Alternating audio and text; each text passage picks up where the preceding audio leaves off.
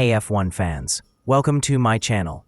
The 2025 Hungarian Grand Prix was an absolute banger, and we've got a lot to unpack. From McLaren's stunning dominance to Lewis Hamilton's toughest weekend yet at Ferrari. We'll break down the race, the drama, and what it means for the championship. If you're pumped for all things F1, hit that like button, subscribe, and let's dive into the action at the Hungaroring.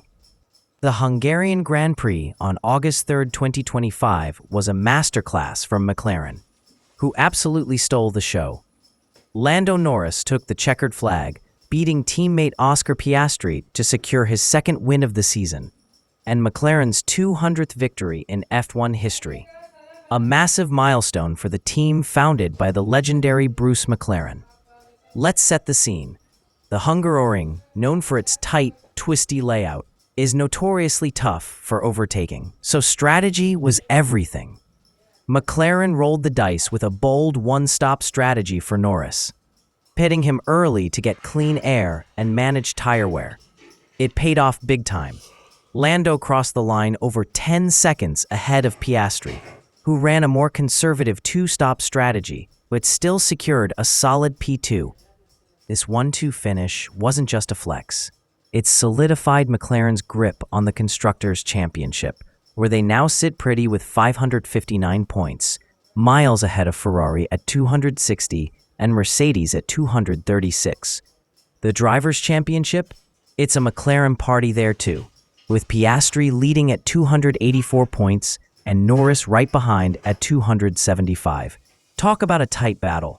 But it wasn't all smooth sailing. McLaren team principal Andrea Stella called the Norris-Piastri dynamic sensitive after the race, as the team juggled split strategies to keep both drivers happy.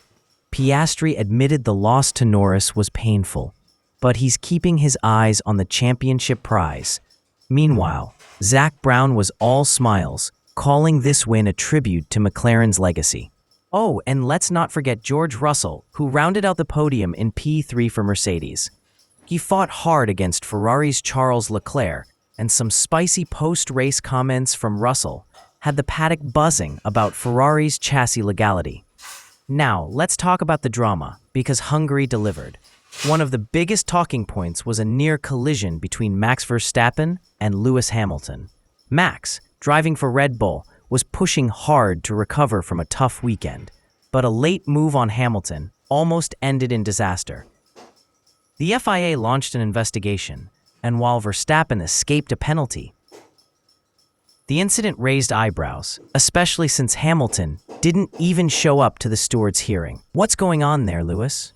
Speaking of Hamilton, it was a weekend to forget for the 7-time champ.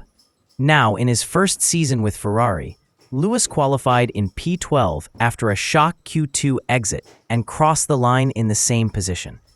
Post-race, he was brutally honest, saying Ferrari might need to change driver and calling himself useless. Ouch! Italian media, like La Gazzetta dello Sport, didn't hold back, with headlines questioning whether Hamilton's move to Ferrari was a mistake. Ferrari team principal Fred Vasseur jumped to Lewis's defense, saying he's frustrated, but not demotivated. Telemetry analysis from the weekend showed Ferrari's car was struggling with ride height issues, costing both Hamilton and Charles Leclerc about half a second per lap. Leclerc, by the way, finished P5, but wasn't exactly thrilled either. Ferrari's 2025 season is starting to feel like a roller coaster, and the Tifosi are getting restless. While McLaren and Ferrari grabbed the headlines, there were some epic performances further down the grid. Let's give a shout-out to Sauber's Gabriel Bortoleto, who was an absolute star. The young Brazilian fought wheel-to-wheel with Fernando Alonso and Max Verstappen, making it to 2-3 after Sauber broke curfew to tweak his car. That's some serious talent. Red Bull's Liam Lawson also had a moment to shine, outscoring Verstappen for the first time this season. Yep, you heard that right. Lawson finished ahead of Max, who admitted Red Bull had a tough week against McLaren's pace. Over at Aston Martin, Fernando Alonso was all smiles after a double points finish alongside teammate Lance Stroll. And guess what? Former Ferrari technical guru Enrico Cardiel officially started work with Aston Martin post-Hungary, so expect big things from them in 2026. Oh, and one more tidbit.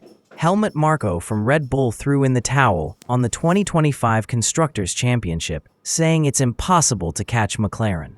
That's a big admission from the usually confident Red Bull camp. So what does this all mean? McLaren's in the driver's seat, pun intended, for both championships. Norris and Piastri are neck and neck, and it's shaping up to be an epic intra-team battle. Ferrari needs to sort out their car issues fast if they want to keep the Tifosi happy. And Red Bull?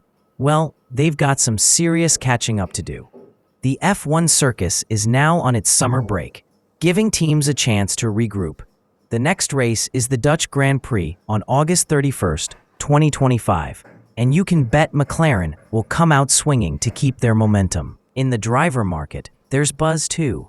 Valtteri Bottas is eyeing a move before a potential 2026 Cadillac seat.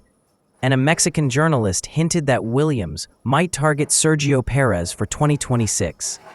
Plus, Toto Wolff shut down any doubts about George Russell's future at Mercedes, saying he's their guy. It's never quiet in F1, is it? That's a wrap on the 2025 Hungarian Grand Prix.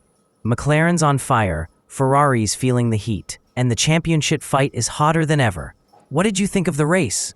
Are you Team Norris or Team Piastri? And what's going on with Lewis at Ferrari? Drop your thoughts in the comments below. I read every single one. If you enjoyed this recap, smash that like button, subscribe, and hit the bell so you don't miss our next video.